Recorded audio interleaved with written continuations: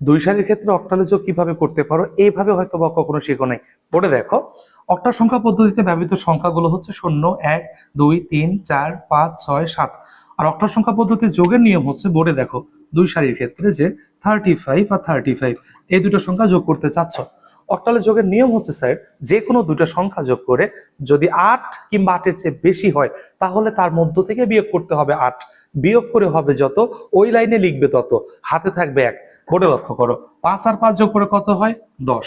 এই 10 সংখ্যাটা 8 কিংবা 8-এর চাইতে বড় কিনা? জি অবশ্যই বড়। তাহলে এর মধ্য থেকে বিয়োগ করতে হবে তোমাকে 8। বিয়োগ করে হবে যত, ওই লাইনে লিখবে তত, হাতে থাকবে 1। 3 3 6 আর হাতের 1 যোগ করলে কত হয় স্যার? 7। আচ্ছা, আবারও বলছি, এখন তোমার যেসব কনফিউশন হতে পারে মনে মনে, যে ভাইয়া যে কোনো দুইটা সংখ্যা যোগ করে যদি 8 কিংবা 8-এর চেয়ে বেশি হয় তাহলে তার মধ্য থেকে বিয়োগ করতে হবে 8। বিয়োগ করে হবে যত, ওই লাইনে লিখবে তত, হাতে থাকবে 1। বোর্ডে দেখোই না, 5 আর 5 যোগ করে কত হয়েছিল? 10। 10 সংখ্যাটা 8 কিংবা 8-এর চেয়ে বড় কিনা? যে অবশ্যই বড়। তাহলে তার মধ্য থেকে বিয়োগ করো 8, কত হবে? 2। বিয়োগ করে হবে যত, ওই লাইনে লিখবে তত, হাতে থাকবে 1। তাহলে 3 3 6 রেখে কত হলো স্যার?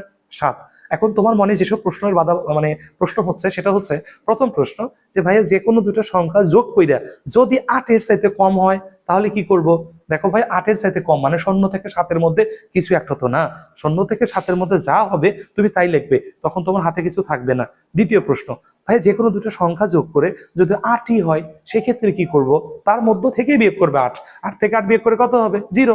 0 লিখবা, হাতে 1 থাকবে, ওটা পরের সংখ্যার সাথে যোগ করবে। তৃতীয় প্রশ্ন, ভাইয়া যে কোনো দুটো সংখ্যা যোগ করে যদি 8 বা 8-এর চেয়ে বেশি হয় সেখান থেকে বিয়োগ করলাম 8। বিয়োগ করে হলো যত, ওই লাইনে লিখলাম তত, হাতে থাকলো 1, ওটা পরের সংখ্যার সাথে যোগ করলাম। করে দেখি ভাইয়া আবার 8-এর সাথে বড় হয়েছে অথবা 8-এর সমান হয়েছে, সেক্ষেত্রে কি করব? সেখান থেকে আবার 8 বিয়োগ করবা, করে যেটা হবে সেটা তো লিখবা নাকি, হাতে 1 থাকবে, ওটা পরের সংখ্যার সাথে যোগ করবে। ভাইয়া হাতে যে সংখ্যাটা আছে ওটা পরের সংখ্যা, পরে যদি সংখ্যা না থাকে সেই ক্ষেত্রে কি করব? হাতে যে একটা আছে ভাই, পরে যদি সংখ্যা না থাকে সেই সংখ্যাটাই লিখে দিবা। কথা বুঝছো কিনা বলো? আমি কয়েকটা প্র্যাকটিস করেছি, পরে দেখো ইনশাল্লাহ এইটা ক্লিয়ার হয়ে যাবে। আচ্ছা, তোমাদের সেকেন্ড কোশ্চিন দিলাম, ধরো 36 আর 36। তাহলে বলো তোমরা আমাকে, 6 6 কত হয়? স্যার 12। 12 সংখ্যাটা 8 বা 8-এর চেয়ে বড় কিনা? জি স্যার অবশ্যই বড়। তাহলে 12 থেকে 8 বিয়োগ করলে কত হবে রে বাবা? 4। তাহলে এখানে হবে 4, হাতে থাকে 1। কেন? 8-এর চেয়ে বড় হয়েছিল 12টা, হাতে থাকে 1। 3 3 6 রেখে কত হয় স্যার? 7। সেকেন্ড কোশ্চেন তোমাদের জন্য, দেখো তৃতীয় প্রশ্ন। মনে করো যে 37 37 প্লাস 1, তাহলে কত হবে বলো? 7 রেখে কত হয়? 8। 8 থেকে 8 বিয়োগ করলে কত হবে? 0। হাতে থাকে কত? 1। 3 রেখে কত? 4। 7 রেখে 8, নিয়ম 8 থেকে 8 বিয়োগ করতে হবে।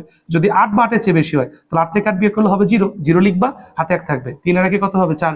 4 সংখ্যাটা 8-এর চাইতে মানে ছোট কিনা, এই যে 0 থেকে 7-এর মধ্যে কিনা, যা হবে তাই লিখবে।